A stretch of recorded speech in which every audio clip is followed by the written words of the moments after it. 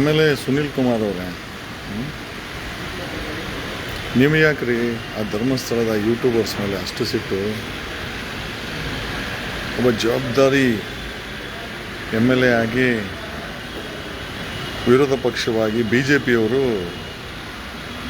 ಈ ಧರ್ಮಸ್ಥಳದ ಹತ್ಯಾಕಾಂಡದ ತನಿಖೆಯನ್ನು ಒತ್ತಡ ಇರಬೇಕು, SIT ಮಾಡಬೇಕು, ಏನೂ ಮಾಡಿಸ್ಲಿಲ್ಲ. BJPಯವ್ರು ಏನೂ ಮಾಡಿಸ್ಲಿಲ್ಲ. BJP ವಿರೋಧ ಪಕ್ಷವಾಗಿ SITಯನ್ನು ಸ್ಥಾಪಿಸಬೇಕಾಗಿತ್ತು, ರಾಜ್ಯ ಸರ್ಕಾರಕ್ಕೆ ಒತ್ತಡ ಹಾಕಿ ಮಾಡಲಿಲ್ಲ. SITಯನ್ನು ಪ್ರತಿ ನಿಮಿಷ ವಿರೋಧ ಪಕ್ಷದವರು ಮಾನಿಟರ್ ಮಾಡಬೇಕಾಗಿತ್ತು, ನ್ಯಾಯ ಸಿಗೋಕ್ಕೆ ಪ್ರಯತ್ನ ಪಡಬೇಕಾಗಿತ್ತು. ಏನೂ ಮಾಡಿಲ್ಲ, ಬಾಯಿ ಮುಚ್ಕೊಂಡಿದ್ದೀರ. ಈಗ ನೆನ್ನೆ ಯೂಟ್ಯೂಬರ್ಸ್ ಮೇಲೆ ಅಟ್ಯಾಕ್ ಆಗಿದೆ. ಆಮೇಲೆ ನಮಗಿರೋ ಇನ್ಫಾರ್ಮೇಷನ್ ಪ್ರಕಾರ 9 ಪಳೆಯುಳಿಕೆ ಸಿಕ್ಕಿದೆ. I think BJP MLA Sunil Kumar Dharmasthala ಹೆಸರನ್ನು ಡ್ಯಾಮೇಜ್ ಲೈ ಸುನೀಲ, MLA ಸುನೀಲ ಯಾಕೆ ಹಿಂಗೆ ಕರಿಬೇಕು ಗೊತ್ತಾ? ಜವಾಬ್ದಾರಿ ಕಿಂಚಿತ್ ಆದರೂ ಇದೆಯೇನೋ ನಿಮಗೆ? ಅಲ್ಲಿ ಪರಶುರಾಮನ ಸ್ಟ್ಯಾಚ್ಯೂ ಮಾಡೋಕ್ಕೋಗಿ ದೊಡ್ಡ ಸ್ಕ್ಯಾಮಲ್ಲಿ ಸಿಗಾಕೊಂಡಂಥ ಸಿಂಗಾರಿ ಹುಡುಗ ನೀನೀಗ ಧರ್ಮಸ್ಥಳದ ಬಗ್ಗೆ ನಿಂಗೆ ಚಿಂತೆ. ಅಲ್ಲಿ ತಾಮ್ರದ ಹುಲಿ ನೀನು, ಸುನೀಲ್ ಅನ್ನೋ ಚಿನ್ನ ಲಗರು ತಾಮ್ರ ಹೋಗಿ ಪ್ಲಾಸ್ಟಿಕ್ ಮಾಡಿಬಿಟ್ಟಿದೆ. ಅಲ್ಲಿ ಯಾವ ನೈತಿಕತೆ ಇದೆ ಕಣ ನಿನಗೆ ಅದ್ರ ಬಗ್ಗೆ ಮಾತಾಡೋಕ್ಕೆ? BJPಯವರು ವಿರೋಧ ಪಕ್ಷದಲ್ಲಿ ಜಾಗದಲ್ಲಿ ಕೂತ್ಕೊಂಡು SITನ ರಚನೆ ಮಾಡಿಸ್ಬೇಕಾಗಿತ್ತು.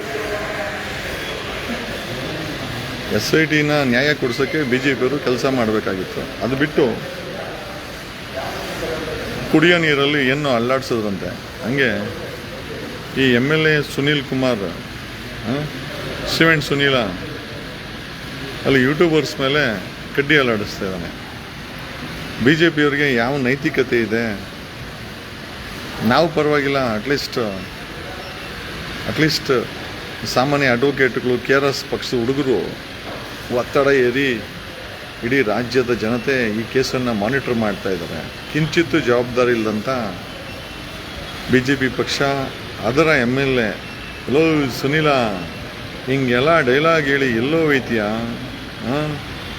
ನೆಕ್ಸ್ಟ್ ಟೈಮು ಖಂಡಿತ ನಿನ್ನ ಸೋಲಿಸ್ಬೇಕಂಡ್ಲ, ಸೋಲ್ಸೋಣ. ಯಾಕೆ ಅಂತಂದರೆ ಅಲ್ಲ ಕಣ್ಲ ಸುನೀಲ, ಅಲ್ಲಿ ಸತ್ತೋಗಿರೋದು ಹಿಂದೂಗಳ, ಸಾಬ್ರ, ಕ್ರಿಶ್ಚಿಯನ್ಸ ಅಥವಾ ಪಾರ್ಸಿಗಳ?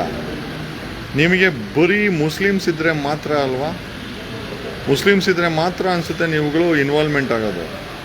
ಆ ಮುಸ್ಲಿಮ್ ಅವ್ರದ್ದು ಕುಡ್ದು ಈ ಮಟ್ಟಕ್ಕೆ ಬಂದಿದ್ದೀರ ಅಂದರೆ ಬರೀ ನಮ್ಮ ಹಿಂದೂಗಳಿದ್ರೆ ನೀವು ಯಾರೂ ಟಚ್ ಮಾಡಲ್ಲ. ಹಿಂದೂಗಳು ಸತ್ತೋದ್ರೂ ಪರವಾಗಿಲ್ಲ, ಅಲ್ಲಿ ಮುಸ್ಲಿಮ್ಸು ವಿಲನ್ ಆಗಿರಬೇಕು, ಆವಾಗಲೇ ನೀವು ಇನ್ವಾಲ್ವ್ಮೆಂಟ್ ಆಗೋದು. ಎಂಥ ಮನೆ ಹಾಳ್ರಲ್ವ ನೀವು? ಈ ಸುನೀಲನು ಕೂಡ ಪವರ್ TV ಏರಿಯಾವನೇ. ಆ ಪವರ್ TV ರಾಕೇಶ್ ಶೆಟ್ಟಿ ಇದನ್ನೆಲ್ಲ ಅದೇ ಏರಿಯಾನೇ ಸುನೀಲ್ದು. MLA ಸುನೀಲ್ ಕುಮಾರ್ ಅಂತ ಏನು ಹೇಳೋಣ ಇವ್ರಿಗೆ? ಇವ್ರ ಮನೆ ಹೆಣ್ಮಕ್ಳು ಸತ್ತೋಗಿದೆ ಗೊತ್ತಾಗಿರೋದು, ಯಾರೂ ಸತ್ತಿಲ್ಲ. ಸ್ಟೇಟ್ಮೆಂಟ್ಗಳು ಹಿಂಗೆ ಕೊಡ್ತಾರೆ. Okay, thank you.